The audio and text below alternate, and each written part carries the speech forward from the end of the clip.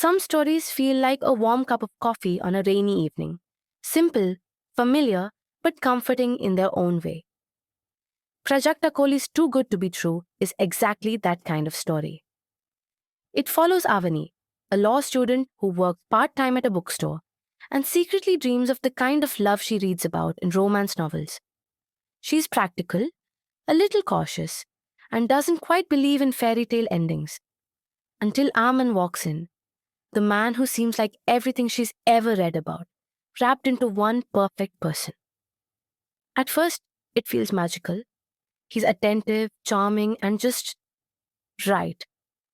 But as the story unfolds, Avani starts asking herself, can something this perfect ever be real?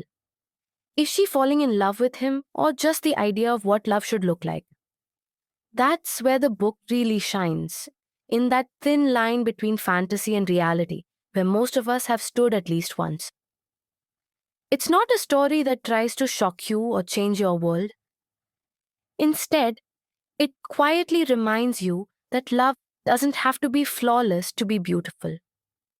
Prajakta's writing is simple, relatable, and cinematic. You can almost see the sunlight in that bookstore, the nervous smiles, the late night doubts. It feels like a rom-com, made for those who love soft, feel-good reads with a touch of self-discovery. Of course, it's not perfect. The story does follow familiar tropes, and if you've read a lot of romance, you might find it predictable. But maybe that's the charm.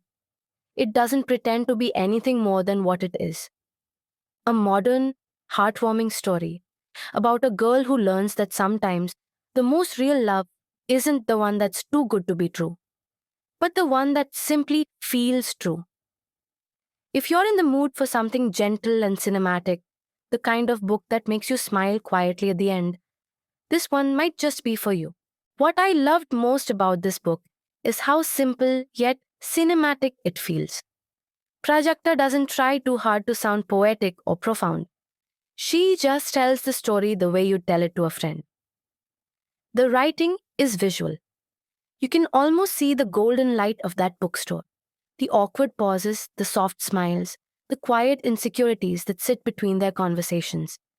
And I think that's where the book connects, not through plot twists, but through emotion. Avani feels real. She's a girl trying to balance logic and longing, head and heart, and that's something so many of us have felt. Now, here's where it didn't quite work for me. The story, though comforting, does tread very familiar ground. If you've read a few romance novels or watched enough rom-coms, you'll see the patterns, the perfect guy, the doubts, the emotional realization, the self-growth arc. There were moments I wish the book had dug a little deeper into Aman's character or Avani's emotional past. Sometimes everything just feels too safe, too curated, and I found myself wanting a little more chaos, a little more imperfection, because that's what makes love real. But even with its predictability, Too Good to Be True has a quiet charm. It doesn't scream for your attention. It just sits beside you, like a friend who reminds you that love doesn't have to be grand to be meaningful. It's about believing again, about learning that real love isn't the one that looks perfect from the outside, but the one that makes you feel safe enough to be imperfect inside. So yes, Too Good to Be True may not surprise you, but it will make you smile. It will make you think about your own expectations of love and the difference between what you dream of and what truly lasts. And maybe that's what makes it worth reading. This was my honest review of Too Good to Be True by Prajakta Kohli, a soft, romantic reflection on love, flaws, and everything in between. You're listening to She Speaks. Stay good and subscribe for more.